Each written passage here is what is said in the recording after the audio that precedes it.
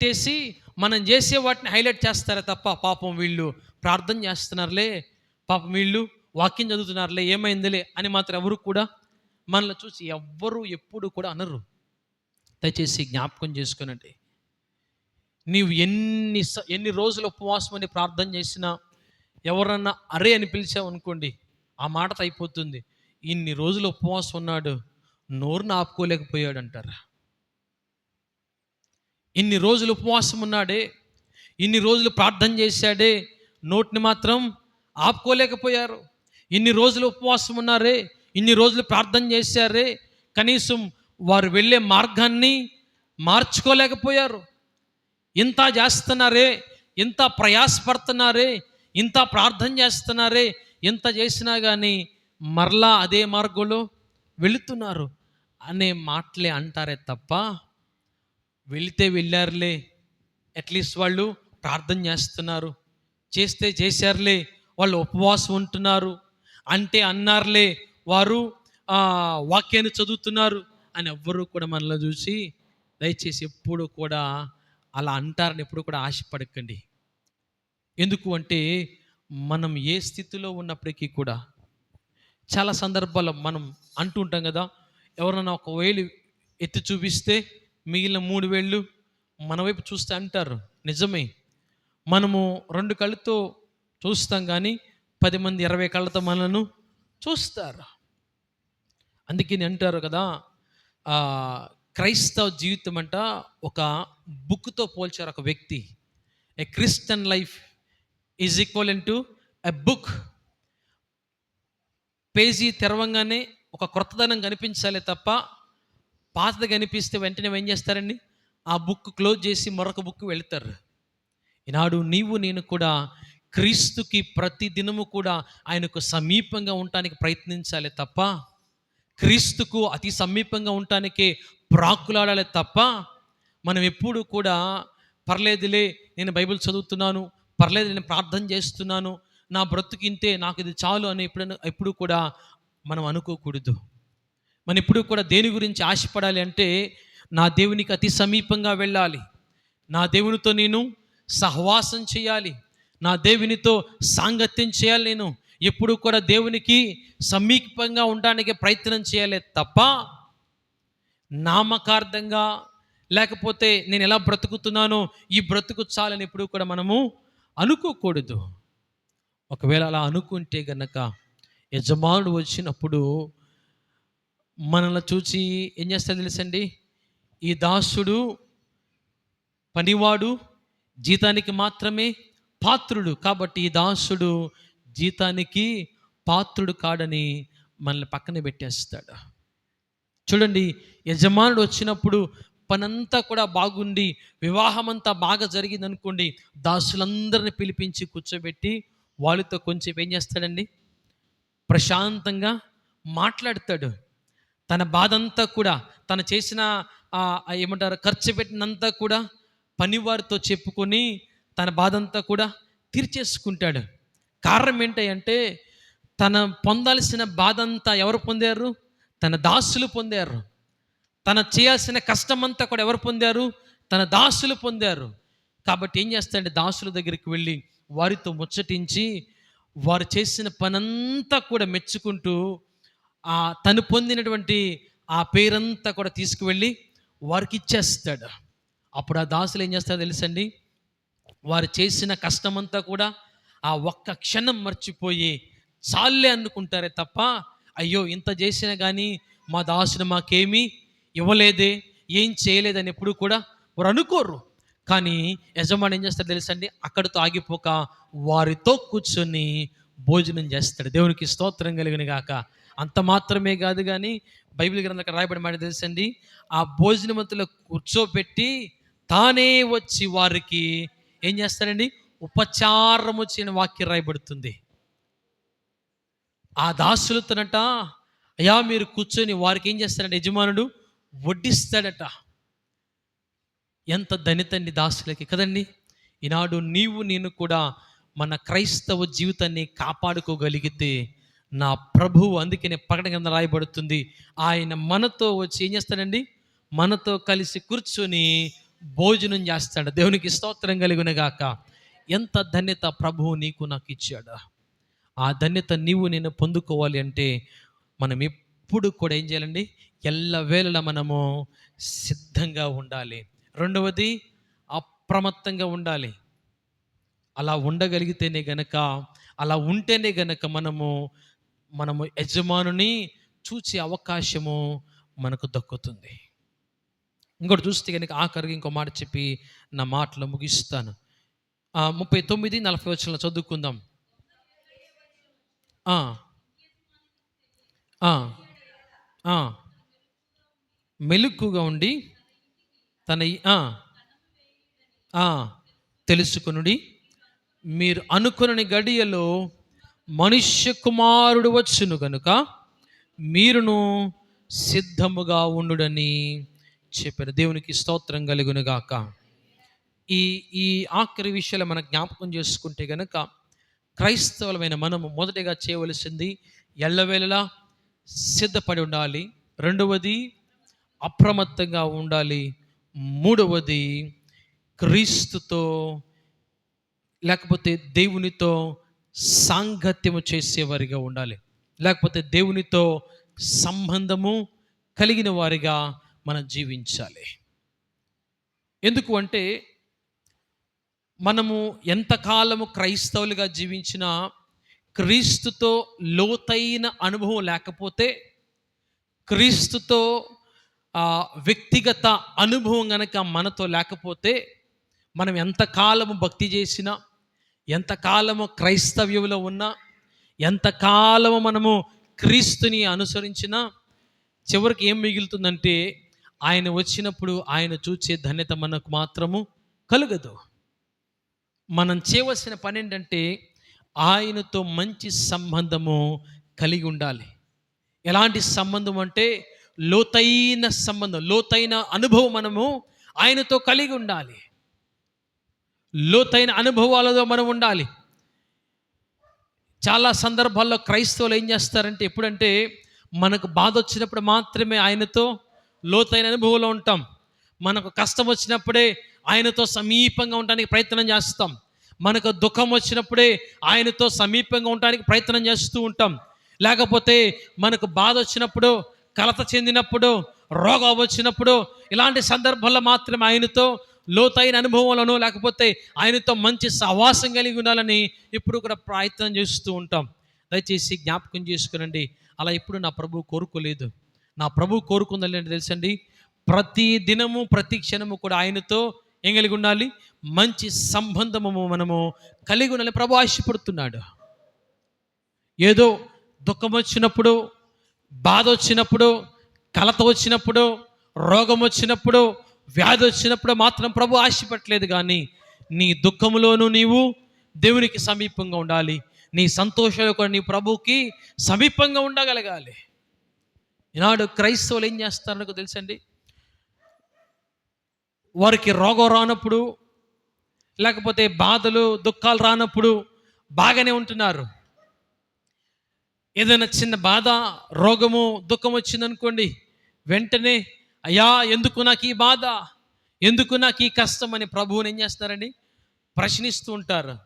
దయచేసి ఒక్కసారి మనల్ని మనము పరిశీలన చేసుకోండి. దేవుని సంఘమా, ప్రభువుని ప్రశ్నించే అంత అర్హత మనకి ఇంకా రాలా. ప్రభువుని ప్రశ్నించే అంత అర్హత మనకి ఇంకా రాలేదు. ఎందుకు ఈ మాట చెప్తున్నానంటే, ఆయన్ని ప్రశ్నించాలి అంటే మనకు కూడా కొంత అర్హత మనము కలిగి ఉండాలి. ఆ అర్హత పొందితే గనక నీవు ఆయన ప్రశ్నించే ఆ అధికారం దేవుడు నీకు ఇచ్చి ఉండొచ్చు.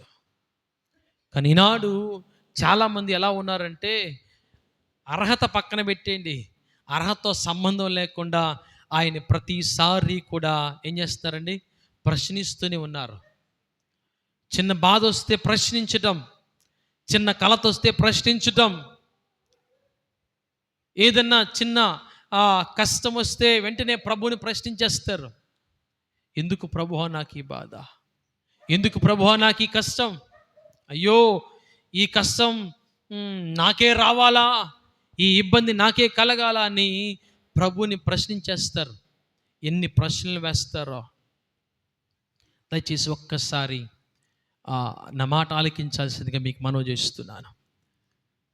ప్రభువుని ప్రశ్నించడం కాదు కానీ మనల్ని మనము ముందు ప్రశ్నించుకోవాలి. ఆయన్ని ప్రశ్నించడం కాదు, ముందు నీవు ప్రశ్నించుకోవాలి. ఎందుకు అంటే నీవు ఎలా జీవించాలో, ఎలా నడుచుకోవాలో దేవుడు ముందుగా నీకు ఒక లిస్ట్ని తయారు చేసి ఇచ్చాడు. ఒక మెనూ ఇచ్చాడు ప్రభువు.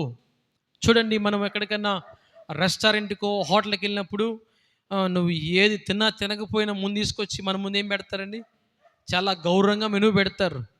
నువ్వు ఆర్డర్ ఇవ్వకపోతే సెకండరీ తీసుకొచ్చి ముందు మెనూ ఇచ్చి పక్కకి వెళ్ళిపోతారు. కారణం ఏంటంటే ఒకసారి మెనూ అంతా పరిశీలిస్తావు అని.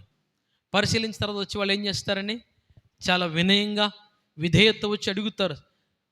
ఏం కావాలి సార్, ఏం కావాలి మేడం అని అడుగుతారు కదండి. చూస్తే కనుక మన బైబిలే మనకు ఒక మెనూ లాంటిది. ఎలా నీవు మాట్లాడాలో, ఎలా నీవు జీవించాలో, అంటే వేరే గురించి నేను మాట్లాడలేదు కానీ క్రీస్తుతో నీవు ఎలా సంబంధం కలిగి ఉండాలో, క్రీస్తుతో లోతైన అనుభవం ఎలా కలిగి జీవించాలో ఈ బైబిల్ మనకు అనుక్షణము నేర్పిస్తుంది. నీవు దీన్ని గనక పాటించగలిగితే క్రీస్తుతో నీవేమగలుగుతావు తెలుసండి? ఐక్యమవుతావు. దేవునికి స్తోత్రం కలుగును గాక. క్రీస్తుతో నీవు మంచి సహవాసం కలిగి జీవిస్తావు. క్రీస్తుతో లోతైన అనుభవం కలిగి నీవు జీవిస్తావు. అప్పుడు గనక అలాంటి లోతైన అనుభవం కలిగిన నీవు ఒకరి మీద చెయ్యి వేసి ప్రార్థన చేస్తే ఏమవుతుందండి? వారిలో ఉన్న రోగము నయమవుతుంది. దేవుడు మనకి ఏమి ఇచ్చాడండి? అధికారము ఇచ్చాడు. నీవు గనక క్రీస్తుతో లోతైన అనుభవం కలిగి ఉంటే గనక, నీవు గనక క్రీస్తుతో మంచి సంబంధం కలిగి జీవిస్తే గనక, నీవు ఒకరి గురించి ప్రార్థన చేస్తే వారి జీవితంలో కార్యాలు జరుగుతాయి. ఒకరి కోసం నీ ఉపవాసముని ప్రార్థన చేస్తే వారిలో మార్పు దేవుడు తప్పకుండా తీసుకొస్తాడు. అలా జరగాలి అంటే ఒకటి, మనం ఎల్లవేళలా సిద్ధంగా ఉండాలి. రెండవది అప్రమత్తంగా ఉండాలి. మూడవది క్రీస్తుతో మంచి సంబంధము కలిగిన వారిగా ఉండాలి. ఇలా ఎప్పుడైతే కలిగి ఉంటామో నీవు చేసే ప్రార్థన నిష్ఫలితం కాకుండా ఫలితాన్ని ఇస్తుంది. నీవు చేసే ఉపవాసము నీకు ఆశీర్వాదాన్ని చేకూరుస్తుంది. నీవు చేసే ప్రతి ప్రయత్నంలో కూడా నీకు విజయాన్ని అందిస్తుంది. అలా జరగాలి అంటే మొదటిగా మనం ఎల్లవేళలా సిద్ధంగా ఉండాలి. ఏదో ఒక గంట, రోజుకొక గంట అమ్మయ్య నేను రెడీగా ఉన్నాను అంటాం కాదు, కానీ ప్రతి క్షణము కూడా మనము సిద్ధపరచుకొని ఆయన రాకడ కొరకు ఎదురు చూడాలి. ఒకవేళ మీరు జ్ఞాపకం చేసుకుంటే కనుక ఒక మాట చెప్పేసి నా మాటలు ముగిస్తాను. ఆనాడు అపోస్తలుడైన పౌలు గారు సంఘానికి బోధిస్తున్నప్పుడు సంఘానికి ఒక మాట తెలియపరిచారు. స్వార్థ పరిచర్ల కొరకు మీరు ఏం చేయాలన్నారు? మీ హస్తాలు చాపమని చెప్పినప్పుడు వారు ఏం చేశారు తెలుసండి? దాతృత్వం కలిగి వారికున్న ఆస్తంతా కూడా అమ్మి ఏం చేశారండి?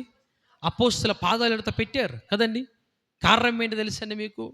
ఎందుకు అంటే వారు ఎలా ఆలోచించారు అంటే దేవుని యొక్క రాకడ సమీపంగా ఉంది కాబట్టి సువార్త విస్తరించిపోవాలి, సువార్త ప్రబలం అవ్వాలి, సువార్త అందరికీ అందించబడాలి. కాబట్టి ఈ ఆస్తులున్నా ఒకటే, లేకపోయినా ఒకటి. ఎందుకంటే ఆ రాజ్యంలో మనకేం కలిగి ఉందండి? నాకు ఆస్తి ఆల్రెడీ దేవుడు నాకు సమకూర్చాడని వారు సిద్ధపాటు కలిగి వారుకున్న సమస్తాన్ని కూడా అమ్మి సువార్తకు సహకరించారు. వారు సిద్ధపాటు కలిగి ఉన్నారు. They prepared themself. వారు సిద్ధపడి, అయ్యా ఇప్పుడు రాకడొస్తుందో మాకు తెలియదు కాబట్టి ఇవి ఉన్నా మాకు ఒకటే, లేకపోయినా ఒకటే, కాబట్టి వీటన్నిటిని కూడా అమ్మి ఏం చేశారంటే స్వార్థ కొరకు వారి యొక్క హస్తాలు చాచారు. ఈనాడు నేను ప్రభువు మీ ఆస్తుల ఐశ్వర్యాలు అమ్ముకోమని చెప్పలేదు, కానీ నా ప్రభు కోరుకుందల్లా ఒకే ఒకటేంటంటే మనల్ని మనం ఏం కోరుకోమన్నాడు? సిద్ధపాటు కలిగి ఉండమని కోరుకున్నాడు. కాబట్టి రాత్రి వాక్యాన్ని వింటున్న నీవు నేను ఈ యొక్క సంఘ దిద్దుపాటు కూడికలో ప్రభు మనతో తెలియపరుస్తున్న మాట ఏంటంటే, దేవుని యొక్క రాకడ ఎప్పుడు వస్తుందో నీకు నాకు తెలియదు, కాబట్టి సిద్ధపాటు కలిగి ఉండమని వాక్యం సెలవిస్తుంది. ఒకవేళ గనక ఈ రాత్రి మనము ఈ యొక్క దేహాన్ని విడిచిపెట్టేస్తే, ఒకవేళ ఈ రాత్రి గనక మనం ఈ దేహాన్ని విడిచిపెడితే, ప్రభు ఎదుట నిలబడినప్పుడు మనం ఏం చేయాల్సి వస్తుంది తెలుసండి? తలదించుకోవాల్సి వస్తుంది కదండి. ఎందుకు అంటే ఇంకా మనము సిద్ధపాటు లేక ఇంకా బ్రతుకుతూ ఉన్నాం. కాబట్టి దేవుని సంఘమా, ఒక్కసారి నిన్ను నీవు పరీక్షించుకొని నీవే స్థితిలో ఉన్నావో. ఎందుకు అంటే మ్యాక్సిమం ఇంకా మనము సిద్ధపాటు కలిగి లేము ఇంకా. ఎందుకంటే ఆయన రాకడ ఇప్పుడు కాదులే అని ఏం కలిగి ఉన్నామంటే ఒక ట్రాన్స్లో బ్రతుకుతున్నాం. ప్రభు ఇప్పుడే రాడులే, ఆయన రాకడా ఇప్పుడే కాదులే అని, ఇంకా ఎప్పుడో వస్తుంది, ఎప్పుడో జరుగుతుంది అనే ట్రాన్స్లో ఉన్న మనందరము కూడా. దయచేసి దేవుని సంఘమా, ఆయన రాకడ ఎప్పుడు వస్తుంది ఎవ్వరికి కూడా తెలియదు. కాబట్టి ఎల్లవేళ మనము సిద్ధపాటు కలిగి ఉండాలి. ఆయన వచ్చినప్పుడు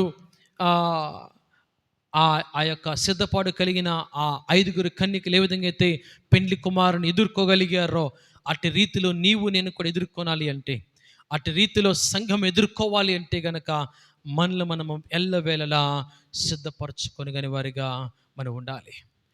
ఎల్లవేళ మనల్ని మనము అప్రమత్తంగా ఉండాలి. ప్రతి సందర్భంలో ఎల్లవేళ మనము ఏం కలిగి ఉండాలంటే క్రీస్తుతో మంచి సహవాసము కలిగిన వారిగా ఉండాలి. అలా ఉండటానికి పరిశుద్ధాత్ముడు మనందరికీ కృప అనుగ్రహించి ముందుకు నడిపించునుగాక. ఆమేన్. చిన్న మాట ప్రార్థన చేసుకుందామా? మా పరమ తండ్రి, మీకు వందనాలు. ఈ రాత్రి మీ మహాకృపను బట్టి ప్రభువా, ఈ సంఘ దిద్దుబాటు కూడికలో మీరు మాతో పలికిన ప్రతి మాటను బట్టి మీకు స్తోత్రాలు. అవును ప్రభువా, మీ యొక్క రాకడ ఎప్పుడు ఎలా వస్తుందో ఎవ్వరికి తెలియదు నాయనా. వాక్యం తెలియపరిచిన రీతిగా ఆయన రాకడ ఎప్పుడు వచ్చిందో ఎవరికి తెలియదు. కాబట్టి సిద్ధపాటు కలిగి ఉండమని మీ వాక్యం మాకు బోధిస్తుంది. ఈ రాత్రి ప్రభా, ఎవరైతే వాక్యాన్ని విన్నారో అటు వారందరి బట్టి మీ సందులో ప్రార్థన చేస్తున్నాం. వారు ఏ స్థితిలో ఉన్నా, ఎలా లోకముతో సహవాసం చేస్తున్నా, ఎలా లోకముతో సాంగత్యం కలిగి ఉన్నప్పటికీ నా ప్రభు, వారు మా ప్రభు మీ చిత్తమైతే, మీ రాకడ ఆలస్యమైతే తండ్రి, వారు సిద్ధపాటు కలిగిన తండ్రి నీ రాకడ కొరకు ఎదురు చూస్తూ ప్రభా, మీతో మంచి సహవాసము కలిగి లోతైన అనుభవాలు కలిగి ప్రభు మీ రాకడ కొరకు ఎదురు చూస్తూ జీవించే కృపా భాగ్యము ప్రతి బిడ్డకు అనుగ్రహించి మహిమను పొందుకోమని క్రీస్తు వారి పేట ప్రార్థించి అడిగి వేడుకుంటున్నామా పరమ తండ్రి. ఆమేన్.